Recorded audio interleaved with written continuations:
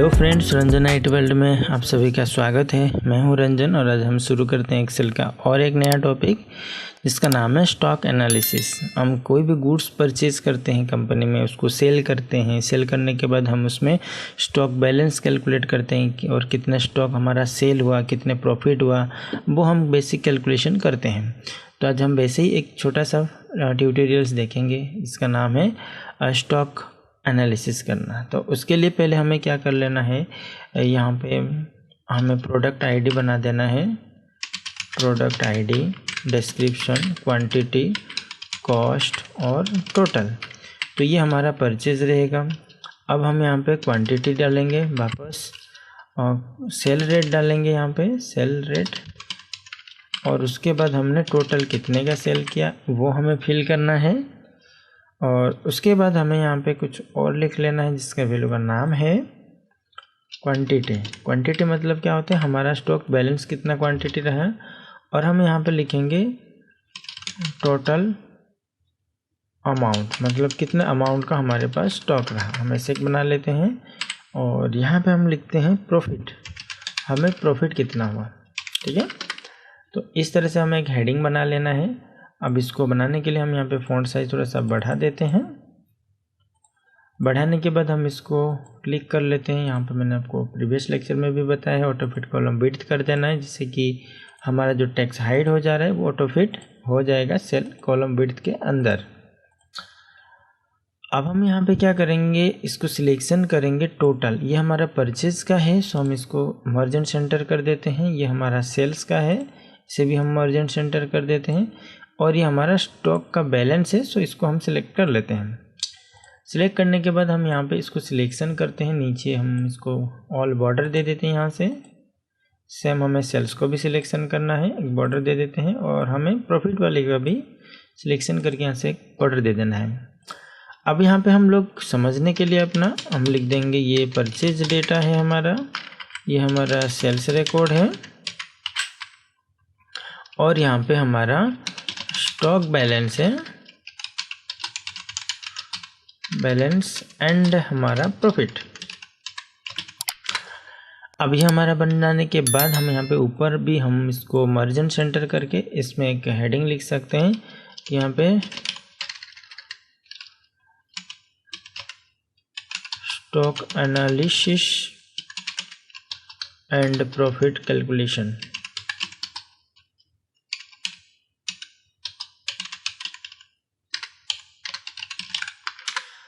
अब हम यहाँ पे इसको डिज़ाइन देने के लिए फ़ॉन्ट साइज थोड़ा सा बढ़ा के इसको बोल्ड कर देते हैं। कलर हम सपोज यहाँ से ये ले लेते हैं, लाइक ऐसा।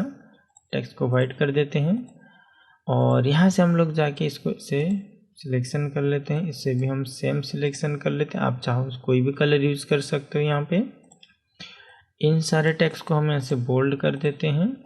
और यहाँ से हम इसको सिलेक्शन करते हैं कि ये हमारा परचेज का टेबल है, लाइक हमने इसको कलर दे दिया ऐसा। ये हमारा सेल्स का डेटा है, हम इसको सिलेक्शन कर लेते हैं लाइक ऐसा। और ये हमारा स्टॉक बैलेंस है, इससे हम सिलेक्शन कर लेते हैं लाइक ऐसा। अब इसे थोड़ा मैं डार्क दे देते हैं। डार्क देने के लिए हम यहाँ से जाते हैं, डार्क कलर हम ले लेते हैं, वाइट कलर देते हैं। सपोज हम इसको भी हम यहाँ से थोड़ा सा डार्क कलर दे ही देते हैं। Okay, then white colour. और इसे भी हम थोड़ा सा डार्क ग्रीन ही दे देते हैं और कलर वाइट हो गया हमारा। हेडिंग बनने के बाद हमारा पहला काम होता है कि हम इसमें जो भी डेटा हेडिंग लिखे हैं उसके डेटा फिल कर दें। तो प्रोडक्ट आईडी हम यहाँ पे P01, P02 अपने अकॉर्डिंग हम इसको फिल कर देंगे। और इस पॉइंट को हम यहाँ से ड्रैग कर देंगे 10 प्रोडक्ट कीबोर्ड। अब हम कीबोर्ड बनाने के बाद इस प्रोडक्ट को हम यहाँ पे सिलेक्शन करते हैं और इसको ड्रैग कर देते हैं। तो देखिए, पहले भी लेक्चर में भी मैंने आपको लिस्ट के बारे में बताया था कि अगर कोई प्रोडक्ट आपको बार बार प्रैक्टिस के लिए टाइप करना पड़ रहा है तो आप यहाँ पे जाएंगे फाइल में और यहाँ पे आपको ऑप्शन पे जाना है। तो ऑप्शन देखो आपको यहाँ पे नीचे मिल जाता है। तो नीचे जाने के बाद आपको यहाँ पे एडवांस में जाना है और लास्ट में आपको ऑप्शन आता है एडिट कस्टम लिस्ट। अब इसके अंदर आप प्रोडक्ट डाल दीजिए। सपोज मैंने यहाँ पे कीबोर्ड, माउस, मॉनिटर, SMPS,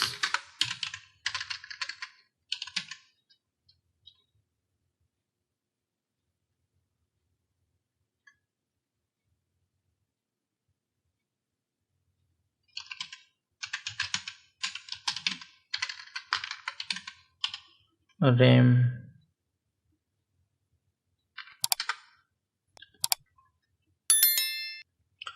और हम यहाँ पे दे देते हैं जैसे कि कैबिनेट,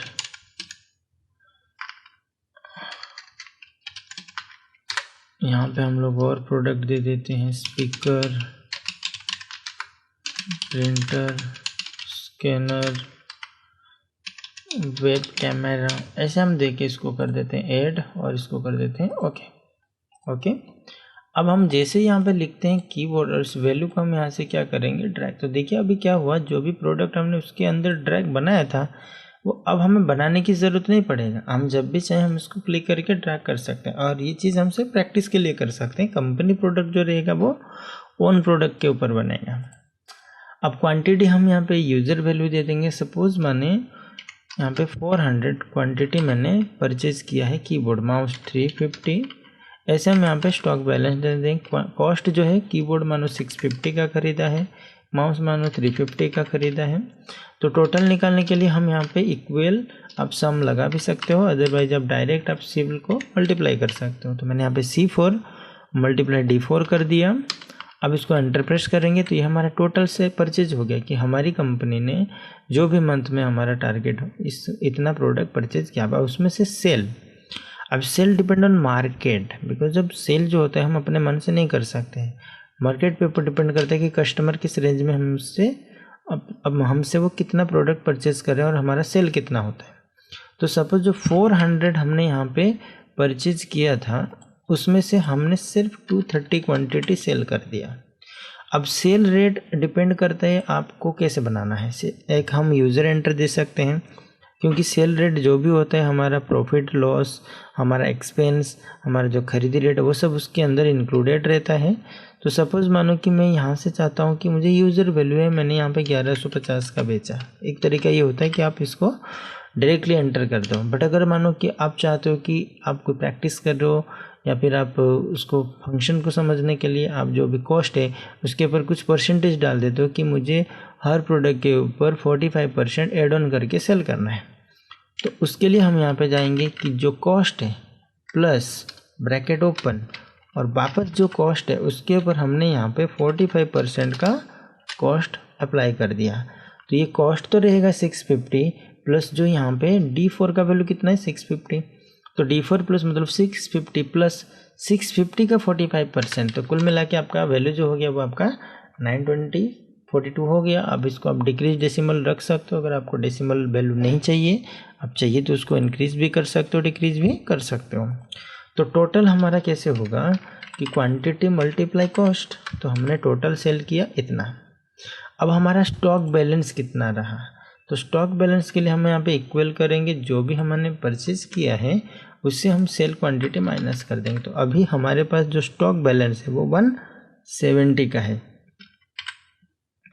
अब हम निकालते हैं टोटल अमाउंट कितना हुआ। तो टोटल अमाउंट निकालने के लिए हम यहाँ पे जाएंगे, जो भी हमारा परचेज जो स्टॉक बैलेंस का क्वांटिटी रहा है उससे हम लोग मल्टीप्लाई करेंगे जो खरीदी रेट, हमारा जो खरीदी रेट हुआ है उसी रेट से मल्टीप्लाई करेंगे तो वो हमें बताएगा कि इतने अमाउंट का प्रोडक्ट हमारे पास बचा। एंटर करेंगे तो अभी तक हमारे पास 1,10,500 का प्रोडक्ट है। तो अब हमें देखना है कि प्रॉफिट कितना हुआ। देखो प्रॉफिट कैलकुलेशन के लिए हम लोग यहाँ पे जाएंगे, यहाँ पे जाने के बाद हमें पहले निकालेंगे कि हमने बेचा कितने में, कि H4 का वैल्यू ले लिया, माइनस हमने खरीदा कितने में था, ठीक है ये ले लिया, प्लस हमारे पास बैलेंस कितना है वो भी। तो अब हमें दिखा रहा है कि हमारा जो अभी तक का प्रॉफिट है वो हुआ है 67,275। तो इस तरह से हम निकाल सकते हैं। और इस वैल्यू को हमें यहाँ पे सिलेक्शन कर लेना है, ड्रैग कर देना है। ड्रैग करने के बाद हम यहाँ पे जाएंगे, रेंज बिटवीन फंक्शन अप्लाई कर देते हैं। मैंने यहाँ से 10 से लेके 500 तक क्वांटिटी दे दिया और ये वैल्यू को हम यहाँ से ड्रैग कर लेते हैं। इसको अल्ट कंट्रोल V से आप पेस्ट सेल में भी जा सकते हो, अब इसमें से वैल्यू या V शॉर्टकट यूज़ कर सकते हो। और जो कॉस्ट है वो भी हमारा यूज़र वैल्यू ही होता है। सो हम यहाँ पे रेंज बिटवीन फंक्शन ले लेंगे, ये मैंने 400 से लेके 5000 के अंदर रखा और इस वैल्यू को हम भी यहाँ से ड्रैग कर देते हैं। और इसको भी हम अल्ट कंट्रोल V से पेस्ट फिशल में जाके वैल्यू पे ओके कर देते हैं। तो ये हमारा बन गया। अब हम यहाँ पे जाते हैं तो ध्यान रहे यहाँ पे हमारा 230 231 हो गया बिकॉज हमने नंबर को ड्रैग कर दिया। अब ये क्वांटिटी जो रहेगा यूज़र वैल्यू रहेगा बिकॉज आपने ख़रीदा 350 है, अब उसमें से उतना ही बेच सकते हो या ज़्यादा। जैसे यहाँ पे हमने ड्रैग कर दिया बिकॉज हम प्रैक्टिस कर रहे हैं, तो प्रैक्टिस वैल्यू यहाँ पे कितना आ गया कि हमारा जो खरीदी है टोटल 45 है बट हमने बेच दिया 235, तो ऐसे नहीं हो सकता है। तो इस वैल्यू को आपको क्या करना है, आपको यूज़र वैल्यू से या फिर जहाँ जहाँ आपका वैल्यू माइनस हो रहा है आप ये क्वांटिटी बढ़ा दीजिए। मैंने 320 कर दिया यहाँ पे, मैं यहाँ पे 340 कर दिया यहाँ पे, ठीक है। तो यहाँ से हम लोग इस तरह से वैल्यू जो है वो मैंने इसको 150 और यहाँ पे 120 वैल्यू दे दिया। तो ये हमारा वैल्यू बन के आ गया। हम इसको डबल क्लिक कर देते हैं। तो इस तरह से हम क्या कर सकते हैं, हमारा जो बेसिक शीट जो होता है स्टॉक एनालिसिस का एंड प्रॉफिट लॉस कैलकुलेशन, वो हम कर सकते हैं। सपोज़ मानो कि हमारा एक सेल रेट कम वैल्यू से हो गया, हमारा 350 का खरीदी रेट था और यहाँ पे हमने उसको कम कर देते हैं। सपोज़ मानो कि मैंने 340 में बेचा तो मुझे यहाँ पे 2310 रुपये का लॉस हो गया। तो मैं चाहता हूँ यहाँ पे वैल्यू माइनस ना हो, तो बेसिकली हम यहाँ पे जो सेल रेट है वो हम बढ़ा देंगे। तो हमने इसको यहाँ पे अंडू कर दिया। तो हमने ऑलरेडी फार्मूला यूज़ किया है, इसीलिए जो भी हमारा सेल रेट होगा, कॉस्ट परचेज रेट होगा, उससे ज़्यादा ही सेल रेट आ जाएगा। तो ये था आज के लिए स्टॉक एनालिसिस का एक बेसिक शीट कैलकुलेशन। कैसा रहा मेरा वीडियो और कमेंट बॉक्स में आप मुझे कमेंट कीजिए।